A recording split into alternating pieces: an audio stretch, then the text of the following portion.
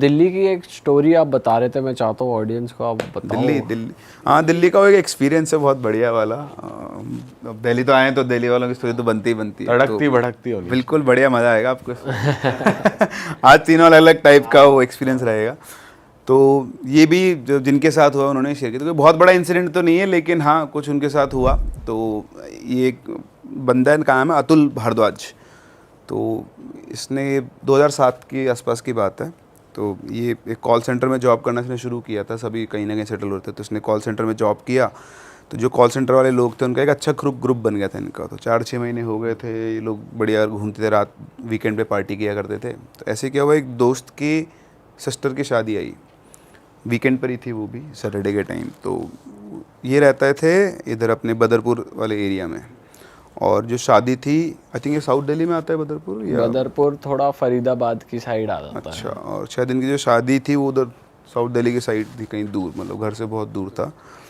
तो ये गए वहाँ पे शादी में, सारे दोस्त वगैरह, खूब बढ़िया। इनका प्लान था कि वहीं रुकेंगे, फेरों तक सब कुछ ये रहेगा, पूरा जो ग्रुप था, क्योंकि जो सबसे अच्छे फास्ट फ्रेंड्स थे उसी की सिस्टर की शादी थी। तो बैठे वहाँ पे बढ़िया, इन्होंने ड्रिंक्स वगैरह एंजॉय किए। रात के 2 बज गए। अब रात के 2 बज गए तो ये भारद्वाज जाके अपने दोस्त से बोलता है कि यार भाई, मेरे को लग रहा है मैं तो चलता हूँ, शादी हो ही गई है, दारू वारू पी ली है, खाना वाना खा ही लिया है, अब क्या ही फेरों में बैठ के बोर होऊंगा, मैं तो निकल रहा हूँ, कल जाके सोऊंगा आराम से, छुट्टी है। तो वो निकलने लगा। तो उनकी एक और फ्रेंड थी, तो वो बोलती कि यार मैं भी चलती हूँ तेरे साथ ही।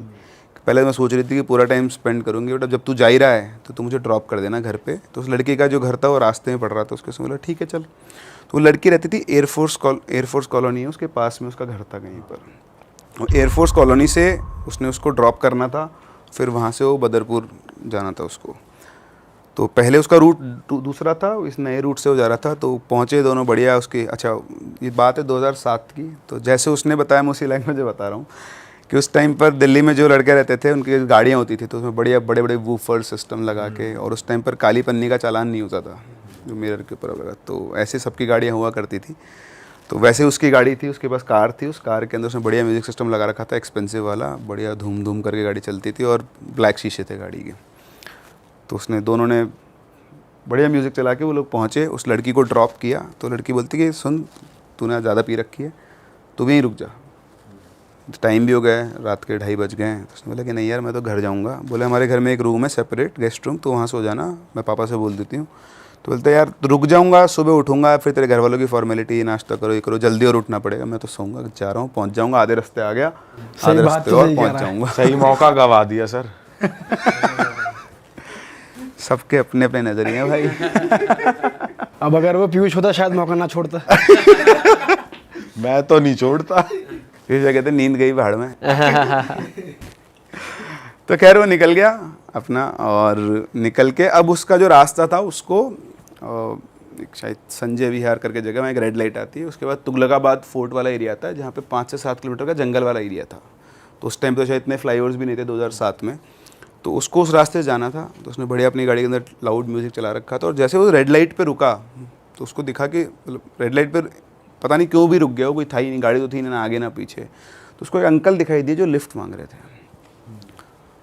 तो आप देख समझते हो कि जब मानसिक संतुलन से नहीं तो आदमी परोपकारी ज़्यादा हो जाता है। तो फीस उसने रखी थी, तो उसको लगा यार ये अंकल बेचारे, रात के टाइम, सर्दी का टाइम था, फुल जनवरी की जो सर्दी पड़ती है उस टाइम पर, कोहरा हो रखा था सड़क पे। उसको लगा यार बेचारे अंकल की मदद कर देता हूँ, आगे कहीं जाना होगा तो छोड़ दूंगा। तो उसने गाड़ी रोकी और बोला कि हाँ जी अंकल, क्या हेल्प करूँ आपकी, कहीं जाना है आपको? तो बोलते हैं हाँ, बहुत देर से, मतलब बहुत समय से मैं इंतज़ार कर रहा हूँ, कोई मेरी मदद ही नहीं कर रहा है, मेरा घर थोड़ा आगे ही है, तुम मुझे छोड़ दोगे? बोला हाँ जी अंकल बिल्कुल, आप बैठो। बिठा लिया और बिठा के गाड़ी शुरू कर दी। एकदम से उसका फेवरेट गाना आया। अच्छा, वो सीडी वीडी वाला सिस्टम होता है, तो उसका गाना आया तो उसने म्यूज़िक लाउड कर दिया। गाड़ी चली तो अंकल जो बैठे पास में गुस्से में बोलते हैं इसको बंद कर। तो वो मनी मन तो बोलते हैं साला गाड़ी मेरी, सिस्टम मेरा है, और गाना मेरे को बंद कर लें। फिर उसे लगा चल कोई बात नहीं, बुजुर्ग अंकल है, थोड़ा एज में ज़्यादा है, अपन थोड़ी इज्जत रख लेते हैं। तो उसने वॉल्यूम कम कर दी। तो उसने वॉल्यूम कम कर दी, तो बोला वॉल्यूम कम करके होगा अंकल, क्या मेरा फेवरेट गाना आ गया था, इसलिए थोड़ा तेज़ आवाज़ में सुनने का मेरा मन होता है। तो उन्होंने बोला कि मैंने आवाज़ कम करने को नहीं कहा, बंद करने को कहा। तो चौंक जाते हैं, चलो ठीक है कोई बात नहीं, वो बंद कर देते हैं। बोला अंकल जब खुश, तो ठीक है। फिर वो बातचीत कर रहे होते हैं, तो वो उनसे पूछता है कि अच्छा अंकल आप यहाँ जाओ, कहाँ है आपका घर? तो बोलते बस यहाँ थोड़ा आगे जाके ही मेरा घर है। बोलता अच्छा।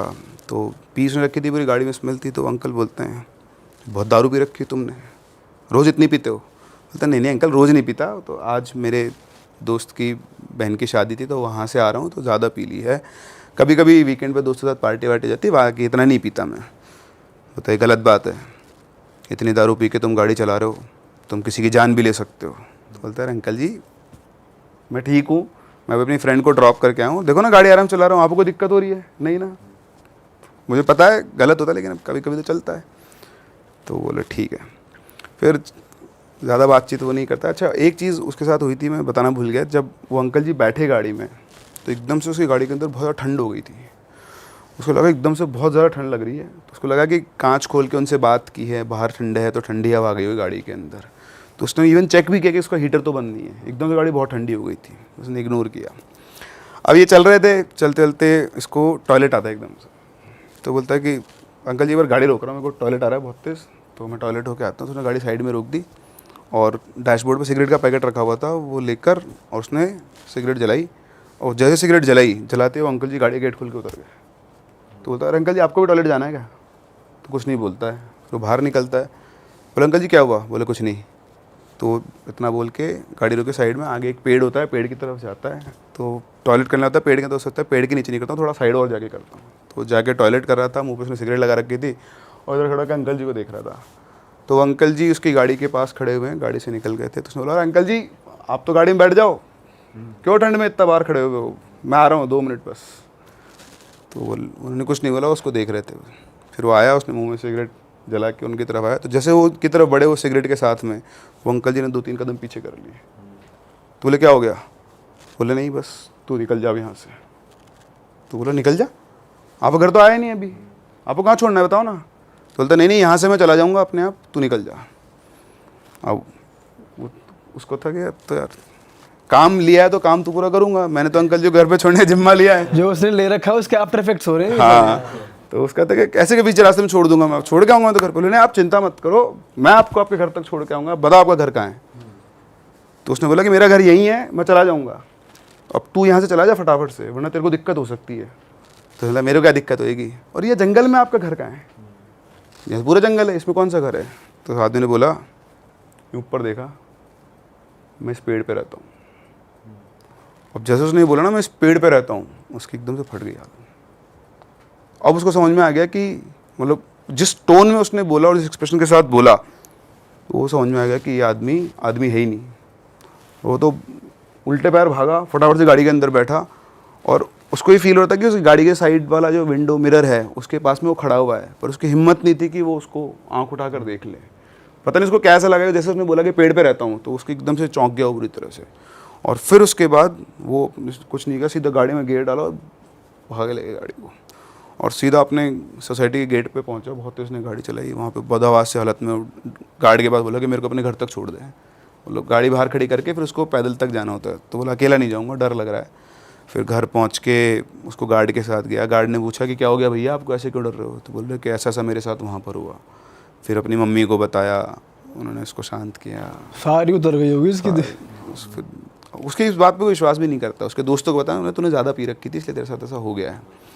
फिर उसने कोशिश भी की और बार बात करने की, ऐसा नहीं हुआ दोबारा नहीं गया, वो दोबारा कई बार गया है, दोबारा कभी वो आदमी उसको नहीं दिखा। वो उस पेड़ के नीचे जाके वेट किया उसका कि वापस आ जाए, मिल जाए, दिख जाए, पर कभी ऐसा दोबारा नहीं हुआ। तो बड़ा डेयरिंग आदमी है, दोबारा भी जा रहा है। सिगरेट लेकर ही जाता होगा फिर। नहीं वो 1-2 बार उसकी वाइफ को भी लेकर आया, तो शादी वादी हो गई तो वो बताता है कि देखो यहाँ पे है ना, इस जगह पे मुझे आदमी, तो बोलते वो तो तुमने पी रखी थी तो आदमी नहीं था, तुम हेलुसिनेट कर रहे थे। लेकिन ये भी पहली बार प्रूव हो गया सिगरेट जलाने से वो पीछे भाग रहा है। तो ये सही कहते हैं कि लाइटर रखो, सिगरेट जला लो, बीड़ी जला लो। नहीं तो आप बीड़ी जला लोगे तो बीड़ी मांगने वाले भूत भी होते हैं। अब बीड़ी मांगते हैं आपसे। हाँ छलावे होते हैं ना जो बीड़ी मांगते हैं, ये सुना। और अगर दे दी तो कुछ करेंगे? कुछ नहीं, दे दो, पिएगा चीयर्स करके। नहीं दोगे तो कोई बात नहीं। पीछे पड़ा रहता है वो, ये रहता है उनका। हाँ तो सिगरेट ही पीनी चाहिए, अगर बीड़ी मांग रहा है तो सिगरेट पियो, नहीं मांगेगा उनको बीड़ी सिगरेट कुछ भी दे दो। नेक्स्ट स्टोरी क्या है अपने पास? देखो एक और स्टोरी है, आई थिंक ये वाली आप लोगों को पसंद तो आई होगी। हाँ सर, ये वाली तो बहुत तगड़ी थी। तो ऐसी एक और स्टोरी है, लेकिन वो स्टोरी बिल्कुल इससे जस्ट अपोजिट साइड है। अभी आपने एक नेगेटिव साइड देखा कि क्या क्या हो सकता है। अब कई बार कई लोगों की लाइफ में ऐसे हॉरिबल इंसिडेंट होते हैं, उनकी डेथ हो जाती है, और उसके बाद आप एक बिल्कुल फ्लिप साइड देखोगे इस वाली स्टोरी के अंदर, जहाँ पर एक कैरेक्टर दोस्ती का एक बहुत बड़ा आपको दिखाई देगा। ये मतलब ये मेरी पर्सनल फेवरेट स्टोरीज़ में से एक है, और ये किसी का रियल एक्सपीरियंस है जिन्होंने मेरे साथ शेयर किया था। मुंबई से बिलोंग करते हैं, तो मुंबई ही इनकी फैमिली रहा करती थी। बंदे का नाम था गौरव। तो ये इनका विलेज था कर्नाटका में, जो नेटिव विलेज होता है। तो जब ये शायद करीबन 4-5 साल का था, तब ये, क्योंकि उससे तो बच्चे को कुछ ध्यान रहता नहीं है, तो ये अपनी दादा दादी के घर पे गया हुआ था। तो इनकी जो दादा दादी थे वो वहाँ पे एक बड़ा मंदिर का टेम्पल था, मतलब मंदिर था तो शिवा टेम्पल, उसके ट्रस्टी थे वो। तो उनका घर जो था वो मंदिर में ही था, मतलब पूरा जो एरिया होता है तो मंदिर और घर एक ही जगह पर था, और गांव के सभी लोग मंदिर में पूजा पाठ करने आया करते थे। तो जब ये पहुंचा तो वहाँ पर इसके साथ, इसकी एज का कोई था नहीं कि इसके साथ ही खेल पाए, तो घर में बैठा बैठा बोर होता रहता था। तो एक दिन इनके पड़ोस 1-2 ब्लॉक छोड़कर एक फैमिली रहती थी, तो वो फैमिली आई पूजा करने। तो उनकी एक बेटी थी, तो जो ऑलमोस्ट इसी की एज की थी, 4-5 साल की। तो ये देखा कि सेम एज की, तो उससे खेलने के लिए गया था, पर उसने उससे इंटरेक्ट नहीं किया, वो अपनी मम्मी के पास जाके छुप गई। तो फिर वो आके बैठ गया। फिर उसने अपने पापा से बोला कि पापा मेरे को तो वापस मुंबई ले चलो, यहाँ मेरे साथ कोई खेलने वाला है नहीं, मैं तो बड़ा बोर होता रहता हूँ। अच्छा, ये बातें हैं आप मान लो वापस से 87-86 के टाइम की, जब तक आज तक के सब जुगाड़ नहीं होते थे टाइम पास करने के, है ना। आजकल तो कोई बच्चा बोर ही नहीं हो सकता। आजकल क्या होता है, मेरी जो छोटी वाली बेटी ना, वो रात भर सोती नहीं तो रील देखती रहती है। अच्छा, क्या ही करे उनका। बच्चे भी रील देख रहे हैं। अरे बच्चे सबसे ज़्यादा कंज्यूम कर रहे हैं। चुप कराने का नया तरीका मिल चुका है पेरेंट्स को भी। चलो अगर कोई रो रहा है तो फिर इसमें लोग बोलेंगे कि क्रिटिसाइज करते हैं, बट पॉइंट ये है कि टेक्नोलॉजी के ना इतना घुस गई ना, आप अवॉइड नहीं कर सकते। आप कब तक कंट्रोल कर लोगे? आपको सुबह काम करना है ना, अभी आपके उस फेज में नहीं हो ना, इसलिए बीन देयर डन दैट वाली बात करोगे ना, बेटा करो, तुम शादी करो, बच्चे करो। तो वो रहता है। तो ऐसे खैर उस टाइम पे नहीं था, तो वो बेचारा बोर हो रहा था, बच्चा खेलने वाला ही नहीं कोई साथ में। तो उसके पापा उसको लेकर गए उस लड़की के यहाँ। अब आप जानते हो उस टाइम पे गांव में कास्ट डिस्क्रिमिनेशन तो बहुत होता था, तो उनकी कास्ट तो लोअर कास्ट से बिलोंग करते थे। तो इनके दादाजी बोलते हैं कि यार तू ऐसे वहाँ पे मत लेके जाओ उसको। बोलते अरे पापा कुछ नहीं होता, क्या सब मचा के रखा आप लोगों ने। तो वो छोड़ के आता है, उसकी फैमिली से बोलते हैं कि भाई मेरा बेटा है ये, अगर आप लोगों को दिक्कत नहीं हो तो, क्योंकि हम लोग बाहर से आए हैं, तो इसके साथ खेल लेगा, सेम एज के दोनों बच्चे। तो बोला हाँ बिल्कुल सर, कोई बात नहीं है। तो ऐसे वो पापा भी वहीं रहे उसके, 2-3 घंटे में दोनों बच्चे फेमिलियर हो गए और वो साथ साथ खेलने लग गए। तो धीरे धीरे वो 10 दिन तक वहाँ पर रहे, तो रोज़ वो उसी के साथ खेलता था। तो उन दोनों की बहुत अच्छी बॉन्डिंग हो गई। तो ये मान लो बचपन के वो दोस्त बन गए। अब हर साल वो आता, जब भी साल में 2 से 3 बार उनके चक्कर लगते थे, तो हर बार वो आके और पवित्रा के साथ खेला करता था। तो इसे धीरे धीरे दोनों बच्चे बड़े हुए। अब ये पहुंचा 10th क्लास में, तो बोर्ड्स की वजह से फिर ये गया नहीं अपने वहाँ पर।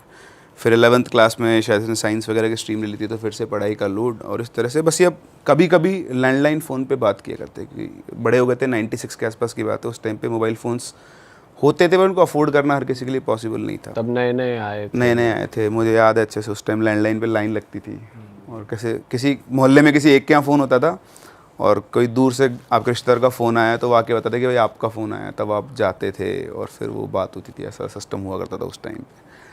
तो कभी कभी उनकी लैंडलाइन पे बात होती थी। तो एक बार लास्ट उनकी बात हुई थी 11th क्लास में, जब वो था, उसमें इनका कुछ आर्ग्यूमेंट हो गया था, और उसने बताया ठीक है आजकल मुझे फ़ोन मत करना। तो वो भी बंदा अपने ईगो पे ले गया, और उसने भी कभी उसको दोबारा फ़ोन नहीं किया। 12th कंप्लीट हुई। 12th कंप्लीट होने के बाद फिर उसने सोचा कि अब मैं चलता हूँ गाँव, अब मैं पवित्रा से वहीं चल के बात कर लूँगा जो भी है डिस्कशन। तो वो वहाँ पहुँचता है, पहुँच के पहले अपने घर जाता है, और अपने घर जाने के बाद बैग वैग रख के सीधा दादी दादा से मिलकर सीधा वो पहुँच जाता है पवित्रा के घर की तरफ। लेकिन वहाँ जब वो पहुँचता है तो देखता है उनका जो घर था वो तो खंडर बन चुका था, मतलब कोई रहता नहीं है उसके अंदर। उसके आसपास के 1-2 घर जो वो भी खाली थे। तो समझ में नहीं आता, तो अपने दोस्तों के पास जाता है, जो 1-2 गाँव के बच्चे और थे, उनसे पूछते कि यार ये पवित्रा कहाँ गई। तो बोलते कि यार वो तो बहुत टाइम पहले ही चली गई यहाँ से, वो और उसकी फैमिली बेंगलोर शिफ्ट हो गए। तो बोले बेंगलोर में कहाँ? बोले यार हमको नहीं पता। फिर वो अपने घर आ गया वापस। वो सोचता रहा कि ऐसा कैसे हो सकता है, और अब उसको ये रियलाइज़ होता है कि यार मुझे वापस फ़ोन कर लेना चाहिए था। तो मैंने 2 साल से कुछ बात करने की कोशिश ही नहीं की।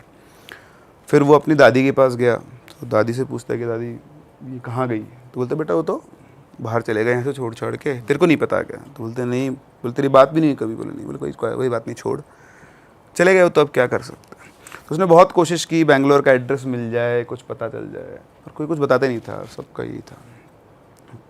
फिर एक दिन वो इनका जो मंदिर था उसी मंदिर में बैठा हुआ था, तो मंदिर में एक पुजारी थे, तो जब वो छोटा था तब से उनसे बातचीत करता था, वो इसको सिखाया करते थे पूजा पाठ करना, अलग अलग चीज़ें। तो वो पूजा कर रहे थे, उसको बैठा हुआ उनका वेट किया, वो पूजा खत्म करके बाहर आए मंदिर के बाहर, एक मंदिर के अंदर एक पट्टी बनी थी, वहाँ बैठ गए दोनों।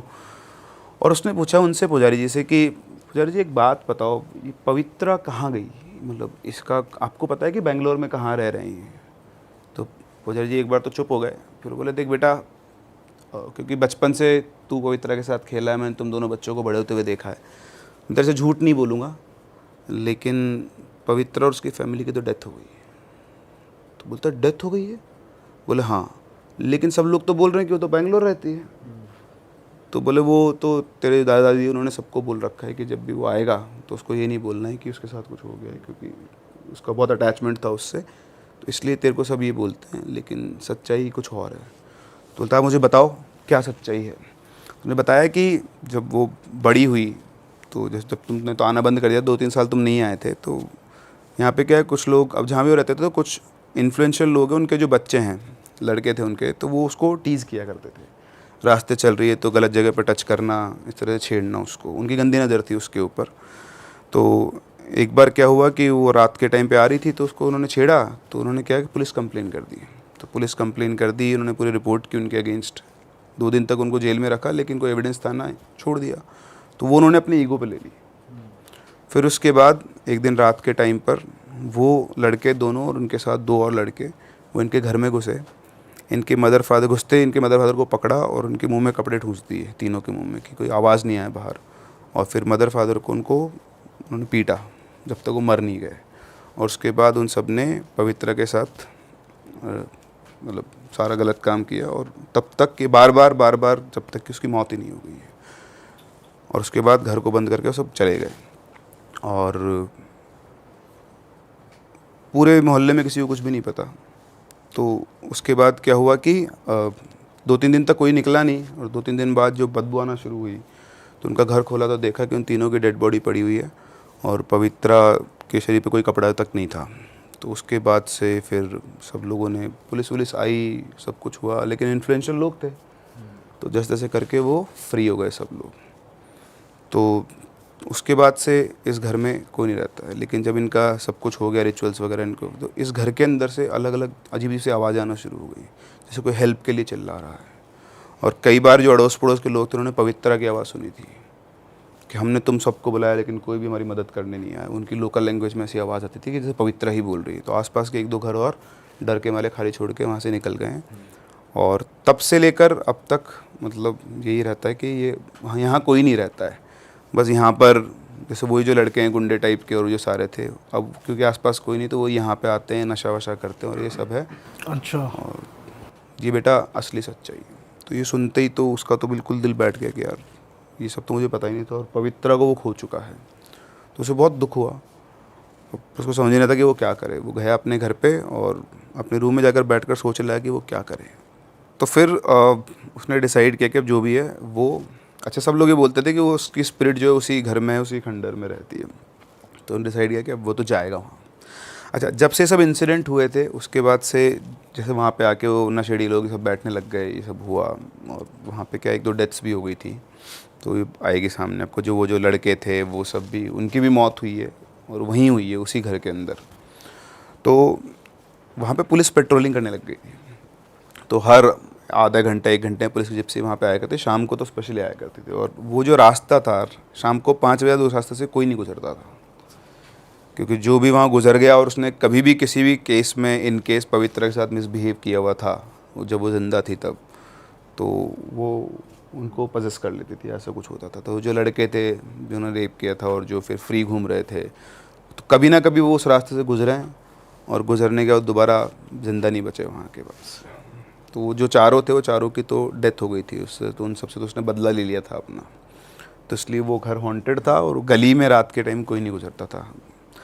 तो 5 बजे के आसपास गौरव पहुंचा वहाँ पर। तो उनका जो घर था, उसके घर के सामने एक छोटा सा पार्क था जहाँ पे वो दोनों बचपन में खेला करते थे, और उसी पार्क के एक बेंच थी, उसके ऊपर वो बैठा हुआ था और उस घर को देख रहा था। फिर उसने चारों तरफ देखा, कोई नहीं है, तो उस घर के अंदर चला गया जो हॉन्टेड घर था। तो घर के अंदर पहुंचा, 5-7 मिनट वो बैठा, एक जगह पर जाके बैठ गया। तो बैठते उसको एक अलग टेम्परेचर ड्रॉप फील हुआ, ठंडा सा। और फिर उसके बाद उसको आवाज़ आई कि तुमने बहुत देर कर दी गौरव आने में। तो उसको पवित्रा की आवाज़ आई। उसने चारों तरफ देखा, कोई नहीं। पहले उसका नाम बोला उसने गौरव, फिर उसने बोला कि, तो उसने चारों तरफ देखा तो उसको कोई नहीं दिखा। फिर चुपचाप बैठ गया। फिर चुपचाप बैठा तो उसको फिर से आवाज़ आती है कि गौरव ने उससे बोला कि आई एम सॉरी, मैं आ नहीं पाया। मुझे जब पता लगा, मतलब रोने लग गया था, उसकी आंखों से आंसू निकलना शुरू हो गए, इमोशनल हो गया था वो। जो भी आवाज़ है उसको रिप्लाई करा था। उधर से वापस आवाज़ आती है कि तुम्हारी गलती नहीं थी उसके अंदर, गलती मेरी थी कि मैंने तुमसे आर्ग्यू किया और उसके बाद दोबारा कभी तुमको कॉल नहीं किया। लेकिन मैं खुश हूँ कि आज तुम यहाँ पर आए और मुझे बहुत अच्छा लग रहा है कि तुम हो, क्योंकि तुम ही मेरे दोस्त थे। क्योंकि मैं लोअर कास्ट से बिलोंग करती हूँ, तो पूरे गांव ने, जो भी लोग रहते थे, सब ने मुझे हमेशा उल्टा ही बोला, लेकिन तुम ही एक थे जो बचपन से मेरे साथ खेले और आज तक भी, मतलब तुम मेरे लिए यहाँ पर आकर बैठे हो। तो मैं बहुत खुश हूँ, जो हो गया वो हो गया, तुम भी उससे आगे बढ़ो, लेकिन मैं हमेशा तुम्हारे दोस्त तो रहूँगी। तो इधर से वो बोलता है कि मैं तुम्हें देख क्यों नहीं पा रहा हूँ, तुम्हारी आवाज़ तो मुझे आ रही पर मैं देख नहीं पा रहा हूँ। तो बोलते जब टाइम आएगा तब तुम मुझे देख भी लोगे, अभी तुम यहाँ से जाओ। तो बोलता है कि नहीं मैं तो अभी रुकूंगा। बोला नहीं, अभी तुम यहाँ से जाओ, क्योंकि तुम्हें खतरा हो सकता है, क्योंकि सेफ़ नहीं, पुलिस वगैरह, मतलब उसका वैसा था। तो उसने बोला कि ठीक है। उसके कहने पर वो उठ के वहाँ से चला जाता है, आता है, खूब रोता है। फिर अगले दिन वापस उन पंडित जी के पास पहुँचता है और पता करने के लिए कि क्या हुआ क्या नहीं हुआ, कैसे चीज़ें हैं। तो वो पहुँचा वहाँ पर, तो उसने पंडित जी से पूछा कि पंडित जी, मतलब आपने तो बता दिया कि उसकी डेथ हो गई थी, उसके बाद क्या हुआ? तो उन्होंने बताया कि उसके बाद वो जो लड़के थे जिन्होंने उसके साथ गलत किया था, एक एक करके उसने उन सबको, मतलब जब भी वहाँ से गुजरे तो उनको उसने मार दिया। और कई लोगों को, मतलब जो भी उसको कुछ गलत बोलता था कभी भी, तो वो किसी ना किसी फॉर्म में उनको हार्म कर देती थी। तो उसने बताया कि मैं कल गया था वहाँ पे। तो बोले तुम गए थे? बोलते हाँ, और मुझे पवित्रा की आवाज़ सुनाई थी। तो पंडित जी बोले तुम सच बोल रहे हो? तो बोलता कि मंदिर में बैठा हूँ, मैं झूठ क्यों बोलूँगा। तो बोले मैं कल गया था, मुझे उसकी आवाज़ सुनाई दी, लेकिन मुझे वो दिखाई नहीं दी, मुझे तो उसने कुछ भी हार्म नहीं किया। तो उसने कहा कि वो तुमको हार्म नहीं कर सकती, क्योंकि तुम ही उसके एक दोस्त थे पूरे गांव के अंदर, तो तुम उसके सबसे क्लोज रहे हो, और इसलिए वो तुमको हार्म तो नहीं करेगी। लेकिन फिर भी तुम वहाँ मत जाओ, पता नहीं, क्योंकि वो पवित्रा नहीं ना जो थी पहले। तो उसने कहा ठीक है। इसके बाद उसने तो सुनी नहीं किसी की, अब उसने अपना ही दिनचर्या बना ली। अगले दिन वापस से वो शाम को गया, वहीं पहुंचा वापस से उस घर के अंदर, नज़र बचा के लोगों से, और वहाँ बैठ के वो स्मोक करता था। तो वो स्मोक कर रहा था बैठ के। तो जैसे वो स्मोक करके सिगरेट जलाई उसने, तो उधर से आवाज़ आती कि तुम स्मोक मत करो, सिगरेट मत पियो, और ये तुम्हारी हेल्थ के लिए अच्छी नहीं है, ऐसा करके। तो उसने बुझा दी। तो बुझा दी तो फिर से उसको उसकी आवाज़ आई, दिखी तो अभी भी नहीं थी वो उसको, बस उसको आवाज़, कम्युनिकेट कर रहे थे एक दूसरे से दोनों। तो उसका डिस्कशन चल रहा था। उसने बोला कि मुझे पता लगा कि तुम्हारे साथ क्या हुआ, और मतलब मैं उस टाइम पे नहीं था, और अब आके मुझे सच्चाई पता लगी है, तुम्हारे साथ बहुत गलत हुआ है। तो उसने बोला कि हाँ, जो होना था वो हो गया, और जिसने वो किया उनको उसके किए की सज़ा मिल चुकी है। और कोई भी ऐसा इंसान जिसने, जब मैं ज़िंदा थी, मेरे बारे में गलत बोला, या क्योंकि तुम मेरे सबसे अच्छे दोस्त थे, तुम्हारे लिए भी किसी ने गलत बोला, अभी भी ऐसे बहुत सारे लोग हैं, तो उनका नुकसान तो होगा ही होगा, मैं उनको किसी को भी नहीं छोड़ूंगी। तो बोलता है कि नहीं, अब तो ऐसा कोई है नहीं, तुम, मतलब पता नहीं मैं क्या बोलूँ क्या नहीं बोलूँ, मुझे समझ में आता कि मुझे तुम दिखते तो हो नहीं, और अब मैं कुछ कर भी नहीं सकता हूँ, लेकिन हाँ बस ये है कि मैं यहाँ आता हूँ तुमसे बात करने के लिए।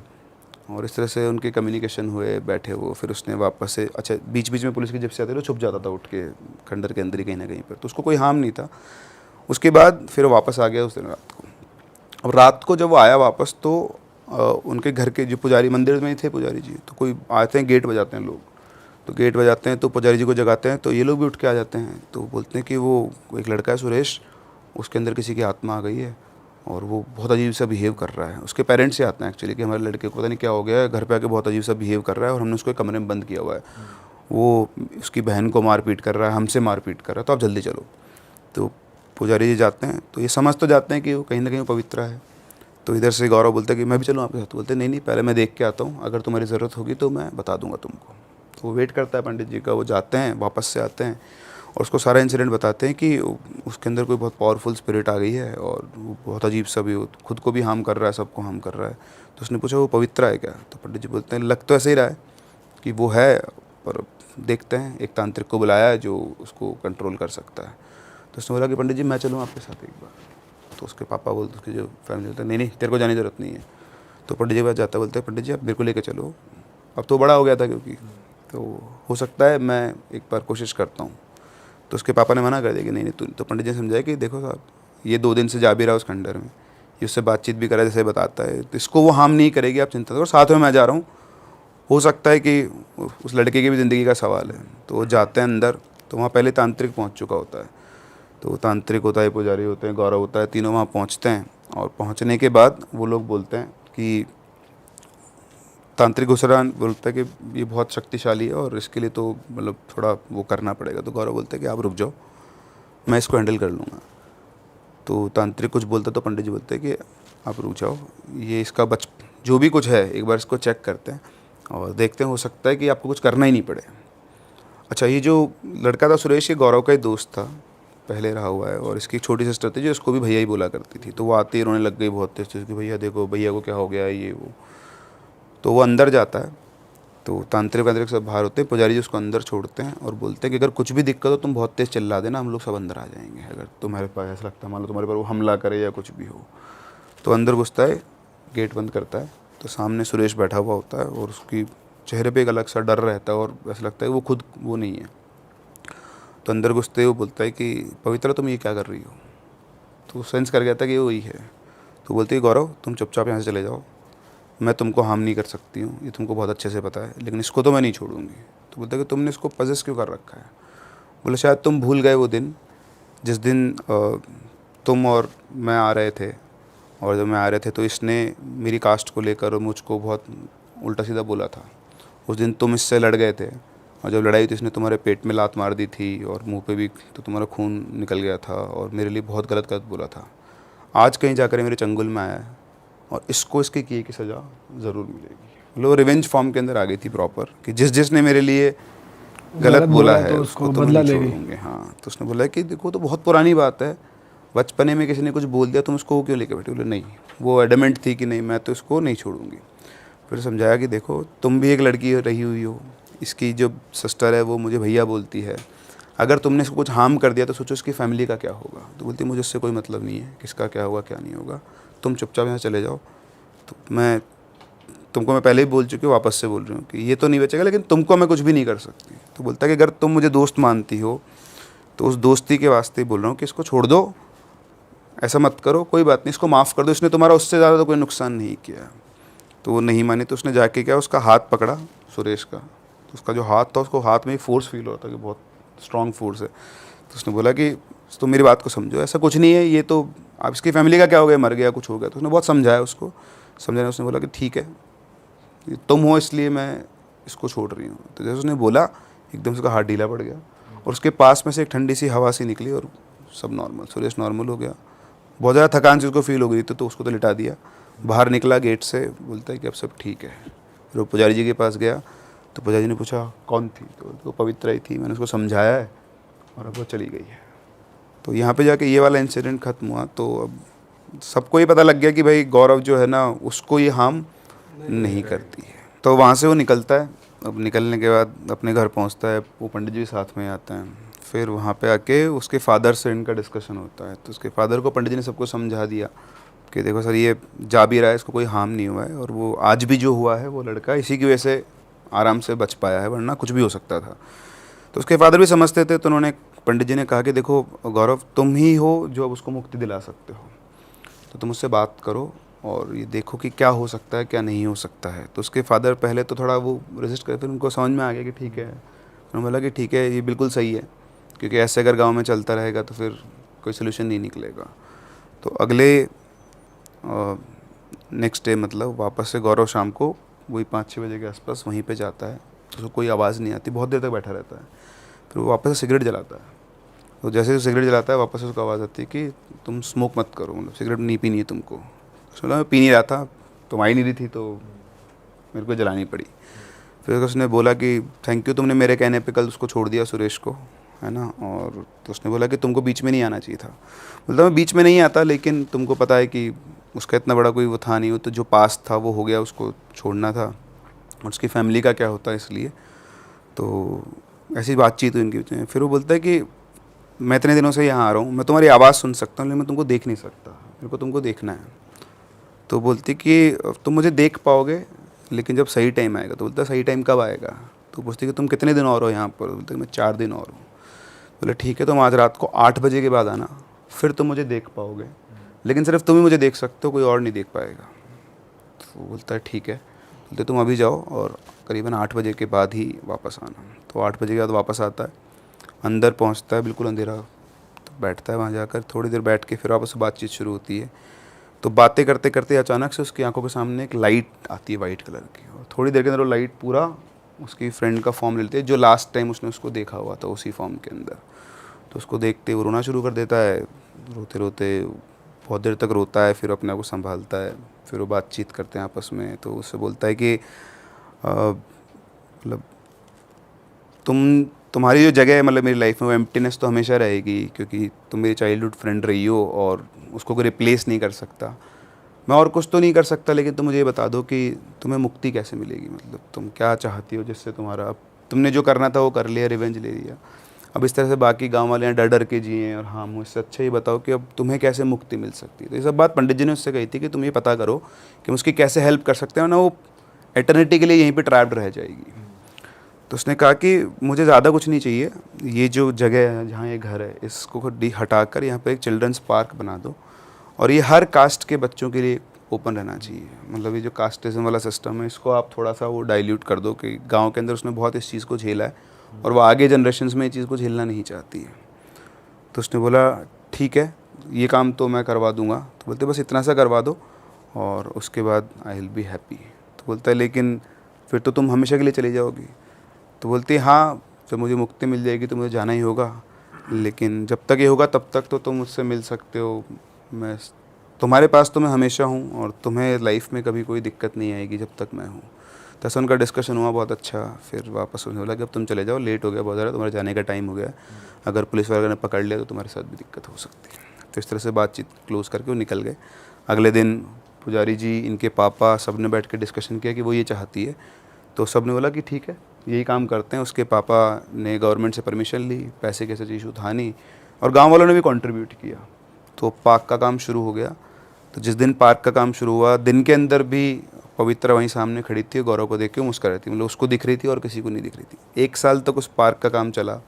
1 साल के बाद जब पार्क का इनॉग्रेशन था तब भी गौरव वापस आया वहाँ पर, और वहाँ पे उस दिन पवित्रा बहुत खुश थी। उसने उससे बातचीत की, उसको बताया कि ये बहुत अच्छा हो गया है।